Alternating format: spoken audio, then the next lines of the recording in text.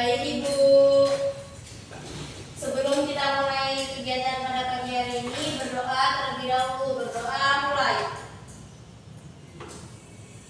Amin. Berdoa selesai. Terima kasih Sira. Jadi hari ini kita presensi ya. Putri Kalista, hadir Ibu. Elsa Salsabila, hadir Ibu.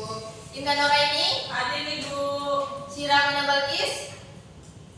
Saya Ibu hadir Ibu. Ada Sira ya. Fokus Sira Ibu. Fokus Ibu. Sarapan Ibu. Karena hujan tadi buru-buru kan Bu. Mama belum masak. Mama Ibu. Sarapan dong. Nanti lapar loh. Kita sampai siang loh. Iya Ibu. Oke baik. Ini surat siapa ya ini ya? Surat. Tadi suratnya si ini. Siapa sih namanya itu si Amanah. Oh saya. Kakaknya dia dari acara keluarga Ibu. Oh iya kakaknya nikah ya dia.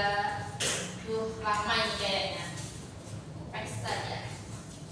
Baik, jadi hari ini kita akan belajar mengenai sebentar ya. Kita akan belajar mengenai menemukan unsur karya fiksi.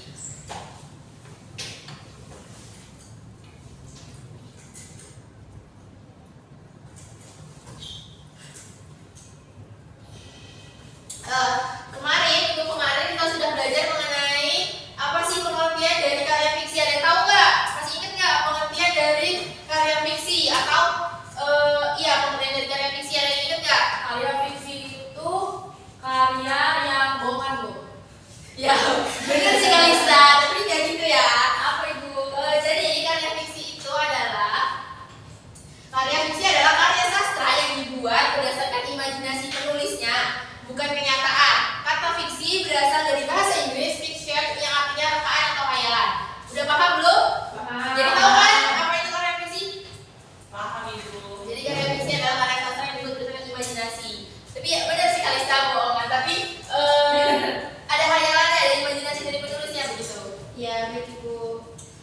Selanjutnya adalah tujuan dari karya fiksi. Tujuan karya fiksi adalah untuk menghibur pembaca dan membawa mereka ke dalam dunia yang dibangun oleh penulis. Jadi kalau kita misalnya buat karya fiksi atau cerita pendek atau novel, kalau kita tuh nggak bisa membawa pembaca ke dalam cerita itu, kita tuh kayak gimana ya, gagal gitu jadi penulis, kayak ceritanya jadinya nggak menarik gitu menurut pembaca begitu. Jadi tujuan dari karya fiksi adalah untuk menghibur pembaca dan membawa mereka ke dalam dunia yang dibangun oleh penulis. Kalau dia menghibur berarti contoh ceritanya ini kayak lucu gitu, mengenai komedi. Selanjutnya adalah apa itu unsur intrinsik dan ekstrinsik. Jadi unsur intrinsik adalah merupakan unsur-unsur yang membangun karya sastra. Biasanya unsur ini secara langsung membangun cerita demi cerita sehingga karya sastra terwujud. Jadi unsur intrinsik ini adalah unsur-unsur yang ada dalam cerita. Jadi kalau dia dalam cerita itu ada unsur intrinsik, di dalam luar cerita itu ada unsur ekstrinsik. Jadi unsur ekstrinsik adalah unsur yang ada di luar karya sastra. Sampai sini ada yang mau ditanyakan atau sudah jelas? Kalau misalnya Bu, kita buat nih karya sastra, terus unsur intrinsiknya nggak ada, intrinsiknya nggak ada, boleh? Ya nggak boleh dong Sira, nanti nggak jadi karya sastranya, kan nggak wajib. Unsur intrinsik adalah unsur yang harus ada dalam sebuah karya sastra begitu. Kalau nggak ada unsur intrinsiknya, dia bukan sebuah karya sastra dong, nanti jadi beda.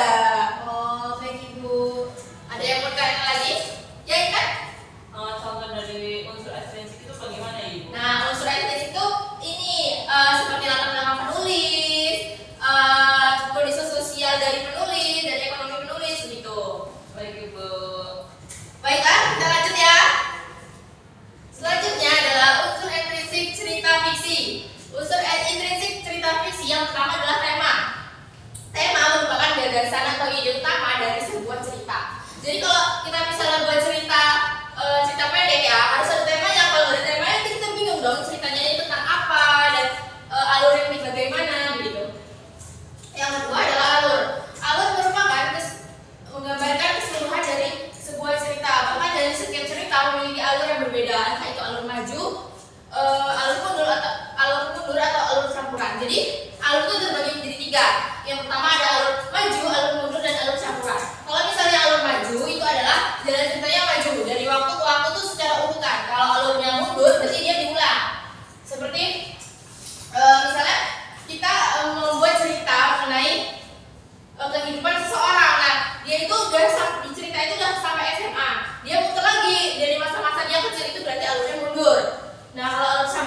dia dicampur.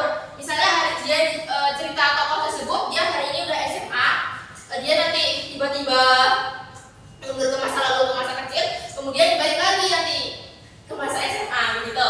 Yang ketiga adalah tokoh dan penokohan. Tokoh juga bisa disebut karakter. Jika ceritanya menceritakan kisah binatang, maka tokohnya bisa berupa binatang. Penokohan berupa watak dari tokoh yang ada dalam cerita. Jadi dalam unsur intrinsik itu harus ada tokoh dan penokohan ya. Kalau nggak ada tokohnya, nggak ada penokohannya, gimana ada ceritanya nggak bakalan ada gitu. Ada yang mau ditanyakan? Ada Ibu. Kalau misalnya nih Bu, tokoh penokohan itu misalnya kita pakai ini monyet gitu Bu ya. Ya. Kayak kita tuh mau menggambarkan cerita monyet sama buaya bisa kayak gitu Bu. Nah itu boleh nggak Bu? Namanya itu diganti jadi nggak monyet atau buaya gitu penyebutannya. Kalau binatang boleh sih sebenarnya kayak nama panggilan gitu kan. Misalnya kayak kucing, kita kasih nama kucing, Ciko atau apa gitu boleh. Dia tetap binatang kan? Iya, Iya Ibu. Nah, boleh kok.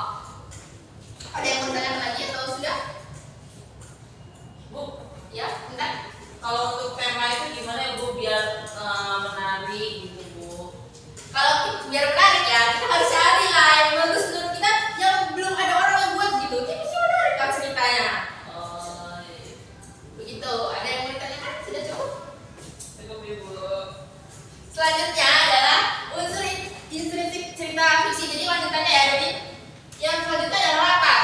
Latar yaitu waktu, tempat, dan suasana dalam cerita. Jadi latar terbagi menjadi tiga. Yang pertama adalah latar waktu, latar tempat, dan latar suasana. Latar tempat itu seperti di mana tempat itu terjadi, misalnya di sekolah, di rumah, di pinggir jalan, di jalan atau di jembatan gitu. Nah kalau latar waktu, misalnya pagi, sore, siang hari, malam hari, ataupun subuh gitu. Yang latar suasana itu contohnya seperti misalnya dia di dalam adegan itu sedih, senang, ataupun marah, atau gelisah, atau khawatir begitu. Selanjutnya adalah sudut pandang. Sudut pandang yaitu posisi pengarang dalam menyampaikan cerita. Sudut pandang ini seperti sudut pandang orang pertama, sudut pandang orang kedua, dan sudut pandang orang ketiga. Yang selanjutnya adalah gaya bahasa. Gaya bahasa yaitu style atau percakapan dalam cerita. Misalnya gaya bahasa yang digunakan dalam sebuah cerita itu menggunakan bahasa gaul atau bahasa baku atau bahasa santai dan sebagainya. Dan yang terakhir adalah amanat. Amanat adalah pesan yang ada dalam cerita fiksi tersebut. Kalau kita buat cerita, kita harus punya amanat di dalam ceritanya. Misalnya kayak amanatnya tentang kehidupan yang menyenangkan atau kehidupan yang menderita begitu. Ada yang mau tanyain? Menderita Boleh, Ibu. Beritanya seperti apa? Contohnya gimana Ibu? Nah, kalau misalnya kehidupan yang menderita itu kan kayak dia ini kehidupannya susah begitu, terus tiba-tiba dia tetap susah aja sampai akhir cerita gitu. Jadi kan amanatnya tuh kehidupannya tuh menderita tapi dia tetap semangat gitu loh. Bu, saya masih kurang paham di bagian sudut pandang.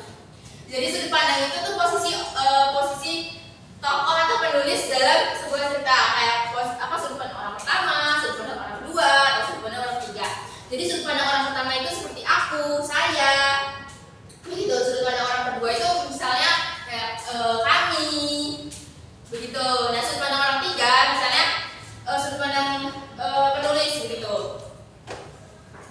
Sudah paham? Sudah Ibu. Nah, selanjutnya adalah unsur ekstrinsik dari cerita fiksi. Yang pertama adalah latar belakang penulis, seperti kondisi psikologis yang saat menulis. Nah, latar belakang penulis ini maksudnya, misalnya dia nulis tuh dalam tulis cerita tuh ya, dia tuh sedang patah hati atau sedang jatuh cinta ataupun sedang pusing gitu. Jadi tuh latar belakang penulis tuh kondisi psikologisnya gimana? Jadi itu mempengaruhi dalam cerita tersebut. Yang kedua adalah latar belakang masyarakat seperti ideologi negara, kondisi politik, sosial, dan ekonomi. Jadi latar belakang masyarakat seperti latar belakang masyarakat ini kalau penulisnya misalnya dia orang kaya ya.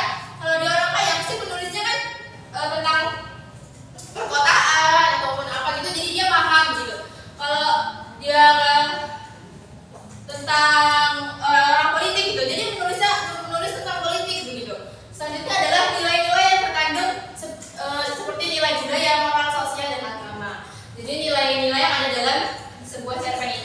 tergantung dari penulisnya. Ada yang mau ditanyakan lagi atau sudah? Sudah. Cukup Ibu. Nah, ini contoh penggunaan unsur intrinsik dalam cerpen. Contohnya ya, dari cerpen hafalan Alek. Yang pertama adalah temanya. Temanya adalah pendidikan karakter anak. Tokohnya ada Alek, Wiyati, dan Mamat. Penokohannya, Alek adalah orang yang polos, berupa, ingin tahu banyak hal. Dan Bu Wiyati, baik hati, sabar, dan ramah. Dan Mamat adalah orang yang agak bandel tetapi penurut. Gimana itu bawa bandel tapi menurut? Dia mungkin kalau sama tergantung orangnya ya. Mungkin kalau dia sama ibunya gitu bandel, tapi kalau sama orang lain yang lebih tua, menurut dia disegani atau gurunya disegani, dia menurut begitu. Baik Ibu. Nah, yang keempat adalah latar. Latarnya itu di dalam kelas dan pagi hari. Berarti ini latar apa coba di dalam kelas itu latar apa? Termasuk latar apa? Betul Intan. Kalau pagi hari latar apa? Waktu.